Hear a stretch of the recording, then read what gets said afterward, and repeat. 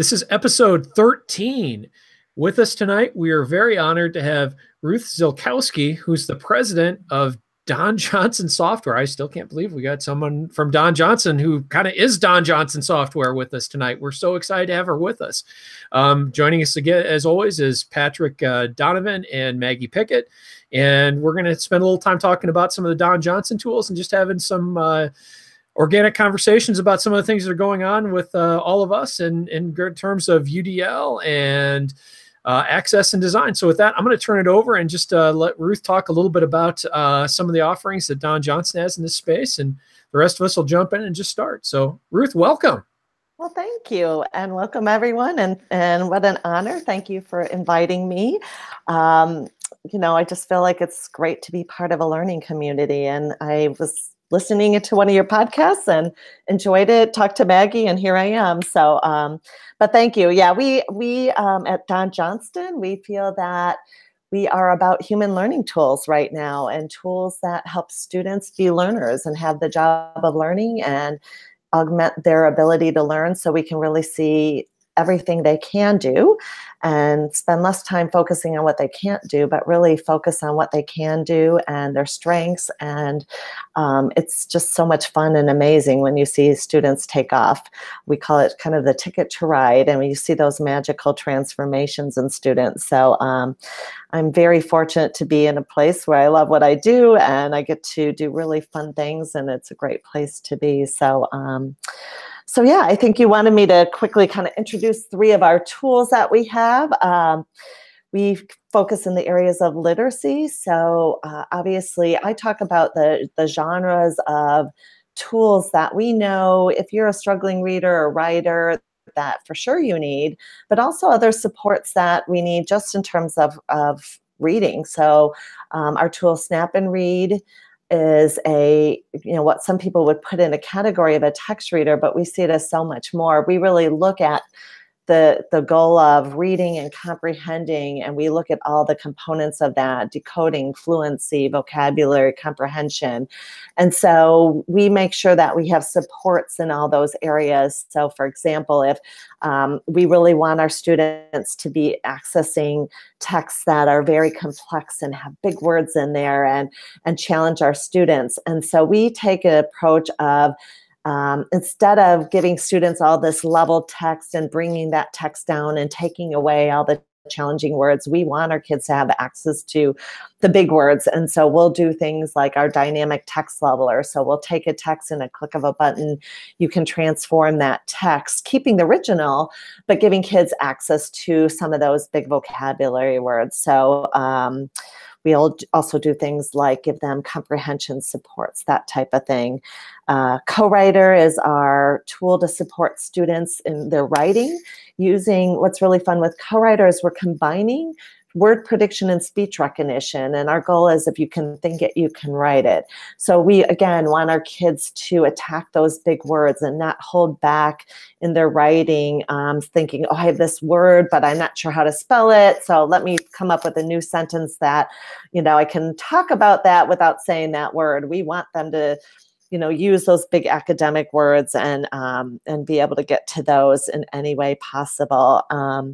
And then our last tool, UParse, kind of in a new category to help people be more data-driven, but really, and I think it kind of leads to what I think Maggie was talking about in terms of learner agency, giving kids choice, but giving kids the power to know the benefits of technology. Oftentimes we use a tool and students will ask a student, do you want to use this tool? And they don't really know how to judge whether that tool is helping them.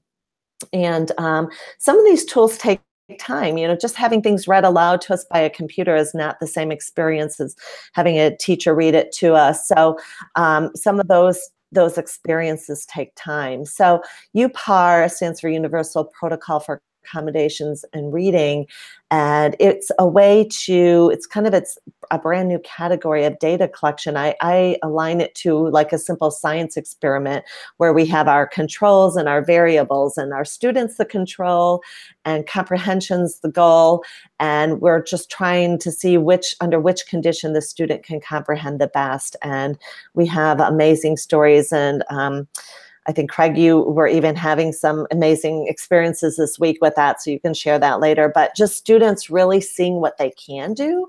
And often students who only have known so far that they're a struggling reader and they know they struggle with decoding, but what they don't understand is what they can comprehend when they use tools and supports. So, so those are our three main tools. Actually, today we just released another tool called Quizbot, which is a fun way with a click of a button. You can take an article and we will make a quiz for you, whether it's kind of more vocabulary comprehension or close or maze, a fluency maze passage. So, and that's to support our teachers in terms of kind of this ongoing, how do I know if my students are comprehending so I can fix and repair their misunderstandings, not waiting till the end of the unit type of approach. So those are our tools. And like I said, I'll fall under that category of human learning tools. So. Well, thanks, Ruth. You know, I will share my district does purchase UPAR, and our goal is at some point, we're not there yet. We'd really like to give it to all kids. And I see it as kind of its core personalization strategy. And that plays right into that agency conversation that Maggie had a little earlier. I'll tell you my absolutely favorite UPAR story, though, that I've heard in the last year and a half was we had and I've probably told it on this podcast before, so I apologize, but it's just such a great story. So we had a kid who was in 6th grade, was at an independent grade level, just, reading, decoding on his own of 3rd grade, 3 grades below grade level. And that's a pretty significant deficit for a kid that age. And they administered UPAR. And when he had the opportunity to have the text read to him by the computer, the one he could moderate and control, his independent level went up to 7th grade, 1 grade level above his grade level. And this was just sort of so totally revelatory for this kid. It's a total game changer in that, he had always considered himself, and in some ways still was a struggling reader. But the fact that if he could access the text in that way, he could access the content above his grade level. That was sort of this aha moment for this child where it totally shifted seismically the way he looked at himself, and that's just that's just such an amazing thing. I know that Patrick, you guys use Snap to Read, right? Snap and Read, right? Yeah, we use it. We have a K-12. We've rolled it out to all of our students. We are Chromebooks, K-8 and MacBook Airs at the high school, but we have a lot of students making use of that, especially, talk about some of our struggling readers, our English language learners. I work with a couple students who have vision issues, and so they're still expected to read these very complex texts, but they have trouble actually seeing the pages. And then, that's been a big, big boost to them just because, we're past that point where they need to learn how to read. They're reading to learn. And so now we need to be able to get that information in. If it's a really text-based heavy classroom, it's been such a big help for a lot of them, just having that text-to-speech ability, but also the built-in translation tools. And I think we were talking earlier, you have to let the kids play with the voices, because even when you're talking about the text-to-speech, it's limited by the device, but both Chromebooks and MacBook Airs have a lot of variety of voices, and it's nice for them to be able to play with the pitch, the tempo, all that, and find that voice that speaks to you. I always pick the British voices because they sound better to me. But I make sure that our teachers know it's okay to let the students find the voice that matches what they want to listen to, and then go forward with that. And so, and I have some teachers who say, "Oh, the kids just play with the voices." I'm like, so did all the teachers when we first rolled it out. I had teachers who just turn on up and down, but I even work with a couple of our instructional coaches who will use it. So we are constantly reading research articles and stuff like that. And so they are able to, especially at the end of the day, it's really hard, keep that focus and to themselves be able to still get the information. Look like you were wanting to jump in there, Maggie, a couple points. Oh no, I just when you said the adults kind of played around with the voices too, absolutely. And that's always, when we're training these types of tools, no matter what it is, it's always let the student or the adult or whoever you're teaching, let them learn about the tools, and they'll learn what they like, what they don't like. And it goes back to that, just letting them be the agents of their own learning. And it's really, really powerful. I know that we don't use Snap and Read as our reader. We use a different product. But I think the big thing is, the main thing in my estimation is that every district needs one, because we like Ames and Patrick's district, we have a K-12 license that we provided universal tier for all of our students and staff as well. And the thing that we found has been really successful so far, and we're still learning as we go, of course, but is that, we try to embed the use of that tool in all of our PL for our teachers. So we try to really walk the talk with it, so that we're highlighting different features and having the teachers use it as we teach the teachers and as we teach principals. So as our central office staff work with our principals, we use it with them. And then, as we work with different teacher groups, we work with them, and we're starting to see that kind of matriculate out and spread in an interesting way. It's not very systematized yet, but it's, I think, a pretty good strategy, and it's a nice strategy to give, as you say, use that word again, the agency word, to staff. You spoke about that universal tool. What I'm finding, the more I look into the suite of tools that Don Johnston provides and supports, is that they are that universal tier, right? The tools that we want to just provide to everybody, but a lot of their products go almost above and beyond what, like, I'm thinking about CoWriter. The word prediction on that tool is really, Ruth, can you speak about some of the uniqueness that CoWriter brings compared to maybe some other word prediction software that's being used? Sure. I think, we really spend a lot of times looking at the standards and the expectations, and we know we should be looking at the task. And so if you really look at what our students are being expected to write about today, it's not like little itty bitty stories, I went to the store and this is what happens. They're being asked to read text in the academic areas and then use that academic language. So we have the vision that, if they're in science, they should be able to write like a scientist. If they're in social studies, they should be able to write like a historian. And so to do that, they need access to big words. So a couple things that we do that's pretty unique is, one, we know our learners. So we know that if you're a struggling reader and you're struggling with decoding and fluency, chances are you're going to struggle with encoding. And so your ability to spell should never limit you. So we have one of our authors talk about being a fearless speller. So what we want our kids is just give us what you got. So if you spell elephant, LFNT, and leave out your vowels, we're going to be there for you. Or if you want to write about the Greek myths and Persephone, which was, I just always remember, like, I hated the mythology because I hated all the characters and spelling their names, but we'll be there for you. So our newest prediction is called Neuron Prediction, and it actually has a lot of the syntax and the ability, the semantics, the ability to kind of know the content of those words. And so we'll kind of instantly go into a topic as you start giving us some of those topics.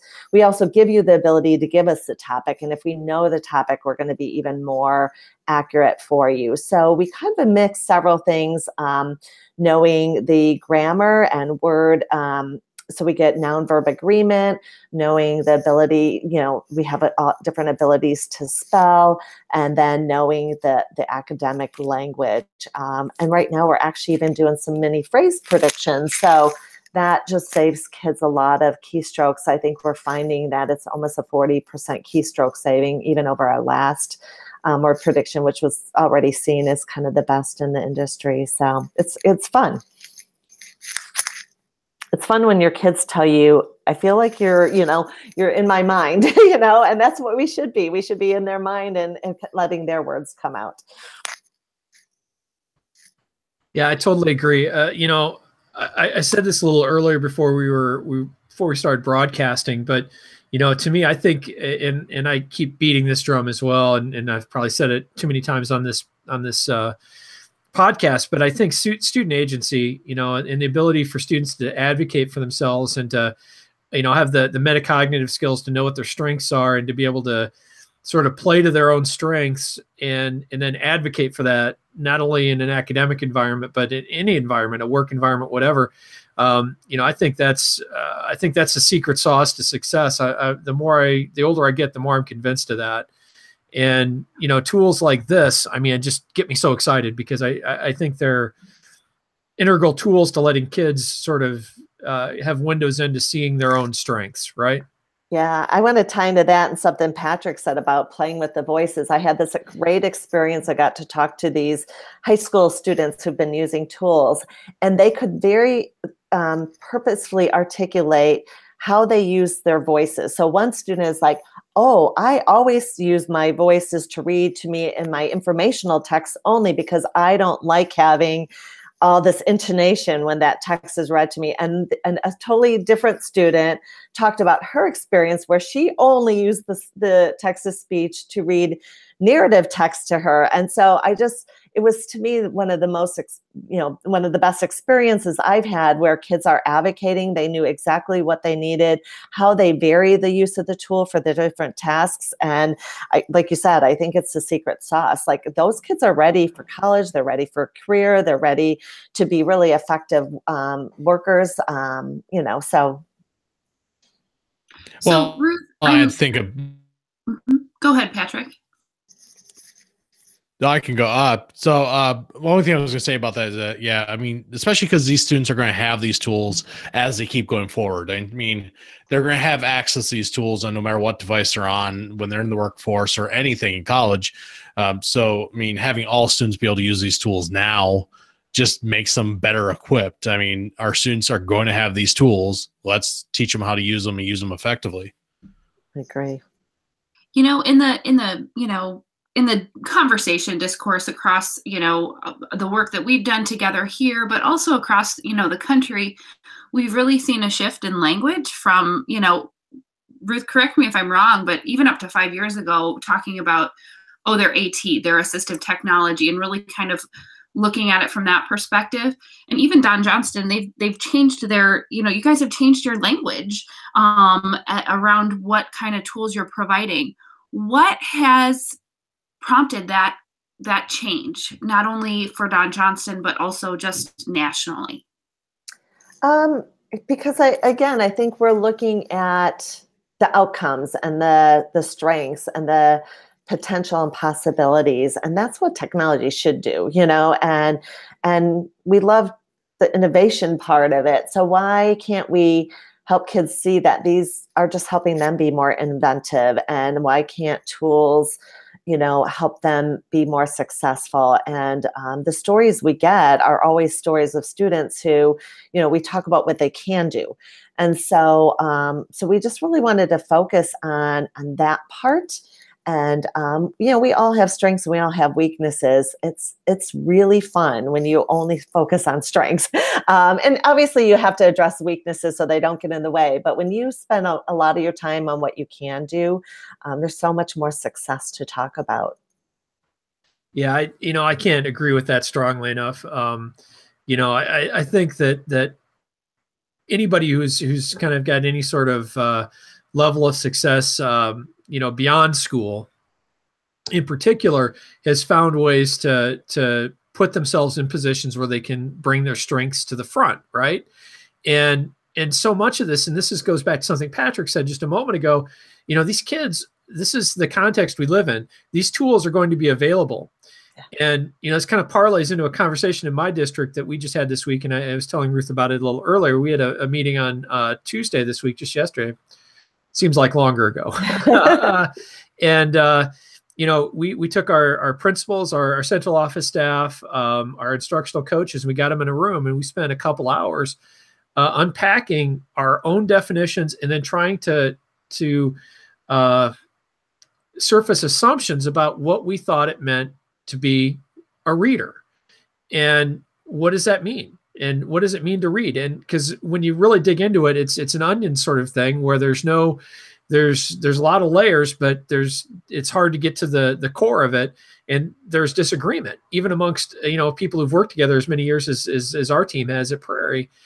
And some of the thing that's interesting about that conversation is that then what this came out of is something I've talked about again here in the past, is that we came out with some accommodation guidelines. I don't want to call it that. That's not the right language. We came out with some guidelines for when it's acceptable to use assistive tools like we use Read and Write, but it would be Snap and Read or any of those ones, the word prediction stuff in CoWriter for our ELA standards across the board, K-12, and for our common assessments. And that's a really sticky question because it gets right down into the heart of what people's core beliefs are about stuff like this. And it's we didn't solve anything, I got to be honest, on Tuesday, but we had some just fantastic conversations that I'm hoping are going to lead us to some really interesting outcomes for kids. Yeah, and I think, kids need, we're still kind of limited by state laws and assessment. Unfortunately, a lot of the accommodations, you could see some attempt to get kids access and tools, but then there's all these limits put on there. I keep wondering if these are college and career readiness skills, even as an employer. I don't care how people get their job done. I want to know that they got it done as fast and as efficient. And if somebody's doing their job really well, you're going to say, well, are you using some tools? How did you get that? Oh, can we get those to other people? So that's what it's really about. So I feel like we're actually asking a lot of the wrong questions. Like, kids should be able to use any tool they want to get the job done, even in an assessment world. Now, I think we're afraid of that because of an equity issue. But we're not talking about the equity issues we have. Like, Patrick, you guys have a one-to-one initiative. I believe any district who has one-to-one and have kids on computers has a huge advantage over districts who kids don't even get to keyboard and they're taking on electronic tests. We know that they can't type fluently enough to even let their thoughts come out. So I feel like we're so worried about, giving an unfair advantage to maybe a small group of kids that we're really missing the boat. And I would love to have the equity question and get kids to every district needs a one-to-one. And so many interesting things of what you just said there, but I want to jump on one of them right away, which is, I would push on the fact that and see, my vision is that these tools need to be available to everybody at the universal tier. And it's a preference thing. So that if we're talking about a standard where we had this conversation earlier, if a kid's comprehending, does it matter if they're decoding or listening? And I understand there's a difference between the listening and there can be a distinction between the listening standard and a reading standard. But as you point out, at the end of the day, to me, that's like getting in a car and saying, well, your Prius isn't really a car because it runs on electricity and mine runs on gasoline. Well, at the end of the day, they do the same thing, right? Right. Here's what I've learned in my experience over the last couple of years. Sometimes I felt having this conversation, so being with you all tonight is it's really refreshing.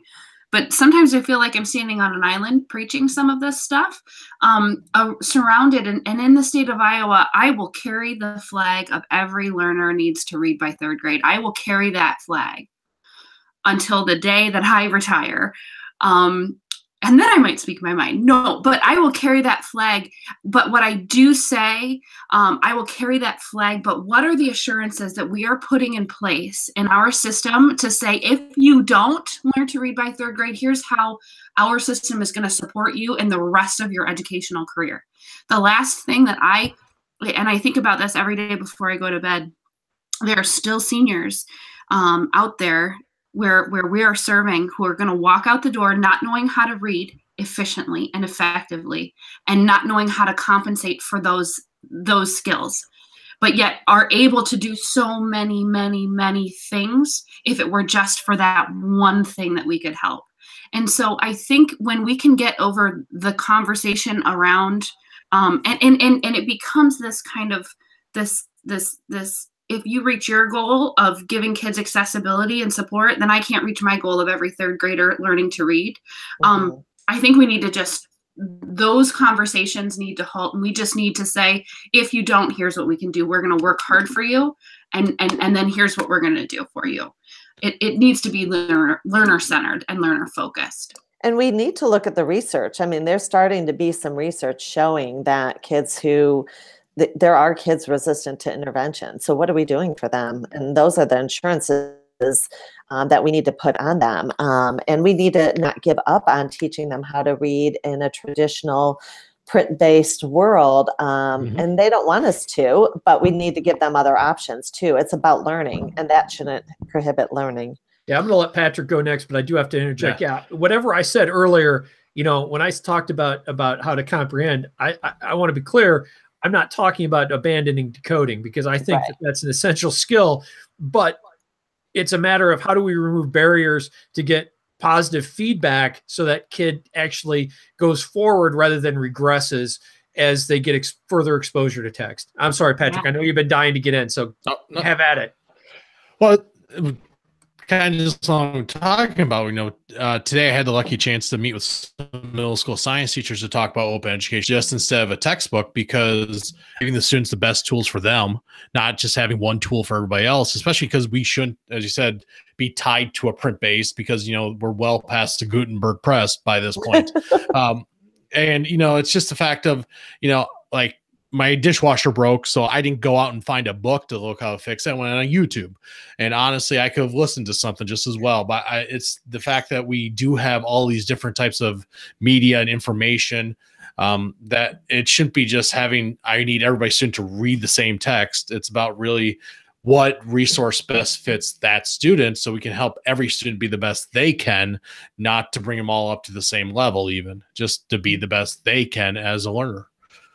And I agree, and you made decisions. Do I need a video for this? Because maybe I need to see it, or is it more efficient to, read something? And I think it is about efficiency at the end of the day. I said that once to David Rose, who's the guru of, UDL. I go, I think it's really about efficiency and finding the most efficient, goal for that task. If you're really trying hard to learn a really hard concept in science, and you want to spend all your energy on thinking and problem solving and trying something, it doesn't matter, Yeah,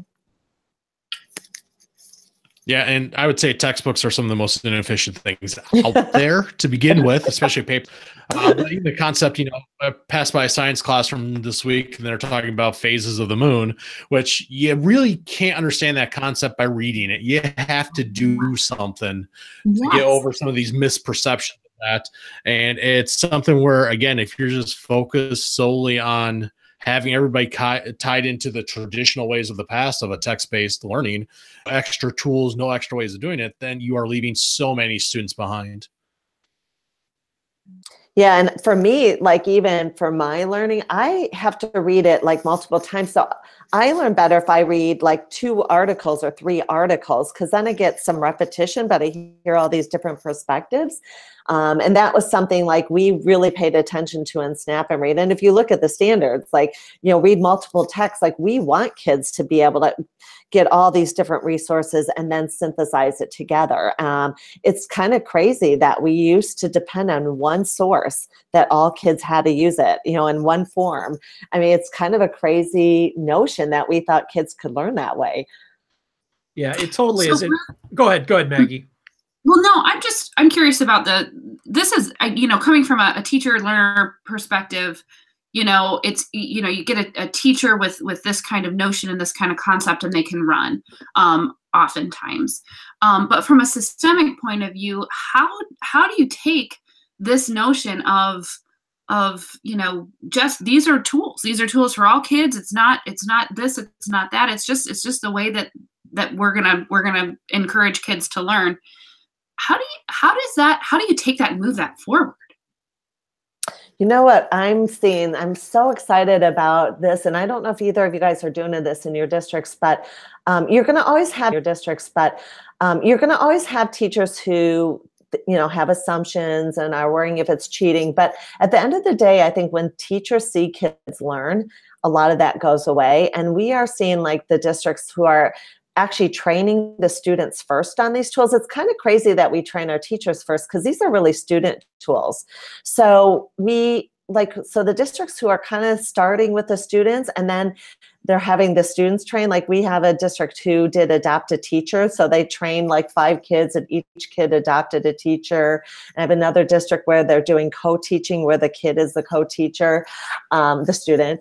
And it's like changing the model. And I think as these teachers start seeing kids be successful and using the tools, and I think our role of our teacher needs to change to say they need to be habit builders, routine builders, help the students, like you said, talk about learner agency and which parts of the tools are work. It shouldn't be, does this tool work for you or not? It should be which parts of these tools work for you and why, and which with what tasks. So I think if our teachers, if we stop training our teachers on the technology, train the students on the technology, but train our teachers on having these learner, agency kind of conversations, and how to build, skill in using tools, that's the change we need to shift to. That's a fantastic point. And I think we're kind of locally coming to that same understanding. Pardon me. And I think that we're really getting crystal clear that our kids need to be advocating for these. And the only way they're going to advocate is if they deeply understand them. And then I think the other real big we've had is that we need to get our community, our parents understanding these too, because this is radically different than what the educational experience most of them had. And frankly, if we're going to get pushback about, sort of shortcuts and cheating, that's where I suspect we're going to get most of it when we really start hitting the road with this stuff in really significant ways. But at the end of the day, I couldn't agree more with what you said. It's things that when we had Kirk on a couple episodes ago, and, we talked about expert learners and expert teachers, right? Mm-hmm. And it's really a different relationship between the student and the teacher and their content. Mm-hmm. Yeah. Craig, you got my mind rolling. We might need to team up on some training. But really, this is, we came to that conclusion at the end of this year. We've come to the conclusion that we've got to train our kids, take out the middleman, and teachers need to know how to have the conversation about what students need, but the students need the training on the tools. And until we can make that happen in a succinct way, we're just going to continue to kind of just feel like our kids and our teachers are floundering. It's almost like you said, Ruth, a role reversal. And I think that makes some educators uncomfortable. It makes other educators just blossom and grow when they can kind of be in the student chair and let students teach them about technology and about what fits them. It's an interesting thing to see. So I think. Oh, go ahead. No, go ahead. I was just going to say, a big thing we need to do, make sure, is destigmatize the tools, and we can't let people really call them crutches or anything like that, because we want our students to use them. And every time I think I hear that from somebody, it just irritates me, because we want the students to use these tools. We don't want them to think they're stuck in the 1900s. It's 2018, at least I think it is. So let's let these kids use these tools. And I would love it if all of our teachers showed how they use these tools in front of the kids.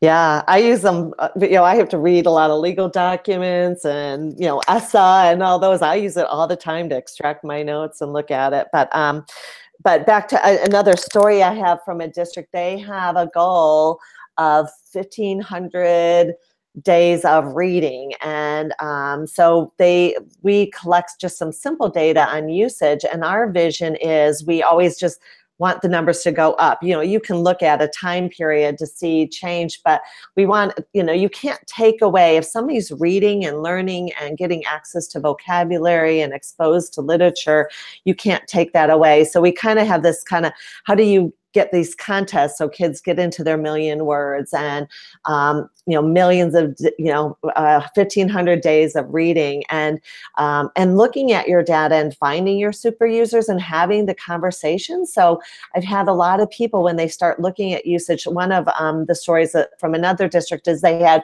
their 3 top users all of a sudden dropped off, and she got panicked. She's like, what happened? And they were 3 ELL learners, and they're like, I don't need this anymore. Our little story of a girl, Kaylee, who was this 3rd grader reading below first grade. We found with UPAR she could comprehend at fifth grade. She just became in the top 10 fifth grade readers this year as a fifth grader. And her mom's almost apologizing. Well, she's not really using the tool as much anymore. Well, that's okay. That's awesome. No, that's great. So I'd be remiss if we didn't. I'm going to change directions here and ask a question that I'm just deadly curious about. So, with your position, kind of with Don Johnston and kind of you're involved with ATIA, right? Yep. And I was just there, by the way. Great conference. I know we missed you. Yeah. We came through with the team, which was awesome, and it was a great event. But my question for you is, being kind of at the bleeding edge of this, what do you see as next for this stuff? What's coming down the road that you guys? I mean, I'm not asking you to give away proprietary secrets or your next product release, but I'm just kind of curious. Where do you think sort of these augmented tools are going next? Yeah. So like I said, we just launched QuizBot today. One of our things is, we've always had tools that are student driven. And so we're like, well, let's try to give something that makes teachers more efficient and effective too. And maybe we can get them in that way. But I'm really the student agency. I really think we're I think we're just at the tip of that. And I think I'm really focused on that implementation and how do we build capacity. So that's one piece. I think I see this all the time, the districts who are really using this, they're not quite there on shifting the assumption, but they're seeing this and they're getting outcomes. There's some new research that text-to-speech actually does produce remedial impact in comprehension and vocabulary. I mean, that's huge. So I think I talk about this stuff from a more special ed, ELL kind of aspect, as these are your all day long interventions. And again, I think we still need some targeted interventions, but to be able to have kids at grade level all day long, or most of the day long. So that's one area. Again, this big student focus and really getting our students advocating, and then we'll know where to go when our kids tell us what else they need. That's what I'm looking forward to. Oh, that's cool. Yeah, that is cool. I do need, we're coming up on our 40-minute mark, and I want to give Patrick a couple of seconds to talk a little bit about Iowa 1-to-1 conference coming up, because he's got a keynote or a mini keynote at that sounds like it's going to be just awesome. So Patrick, what's going on with that? Well, I was just going to say, a lot of what we're kind of talking about is probably going to find its way into I have yet to finish my prep for that. But yeah, no, the Iowa 1-to-1 conference is in 2 weeks down in Des Moines. I'm one of the featured speakers, so I get to do kind of a mini keynote. And, I took my session I do about accessibility and making learning accessible for all. And we're just going to kind of more focus on the big ideas for that too, instead of just the tools. I think I want to change the title to One Size Fits All Fits None. I think that's really kind of the title I want for it, but I can't change that in the scheduling app just yet, apparently. But no, yeah. So that's 11:30 a.m. If you're at the 1-to-1, if anybody's listening to that, I will be tweeting that out, especially because Twitter finally fixed my account after 2+ years, so I can actually use hashtags again and have them searchable. Kind of a minor issue for somebody who runs Twitter chats and stuff like that, but not a big deal. I've only been on Twitter since 2009, so but yeah, no. So I'm looking forward to that, just because talking again, very against the idea of one size fits all, because it doesn't work for but a tiny portion of people. And so a lot of what kind of we're talking about tonight is definitely going to find its way into my thing. Myth of average, baby. Right. Yep. That's definitely going to be talked about. Yeah. You teach to the average, you teach to nobody. Yep. So that's it. Maggie, do you have any sort of final thoughts? And then we'll kind of whip around and see, anything you want to make sure you get out there before we give Ruth a chance to give her parting shots. No, I just thank you all for this opportunity to come and share in good conversation. And Ruth, thanks for joining us. Yeah, it's been exciting. And I honor you and your different roles and just thinking big. And, I just look at our kids. I'm so proud of where our kids are going and the opportunities our country has when we really empower our students. So I honor you all for really putting kids first and thinking big. Thanks so much, Ruth. It was a great conversation this evening. again, we've been joined with God, I'm going to get your name wrong, Ruth. I want you to say it. I want you to say it. Sokowski. Sokowski. I knew I was going to mess it up, but I had to challenge myself, and I failed. So, but thanks again so much, Ruth. You were delightful to talk to. I learned a ton, and I'm sure people listening got a good chunk out of the conversation. So again, thanks for joining us. That's going to wrap our episode for tonight. We hope y'all catch us in April. Take care, all. Thanks, everyone.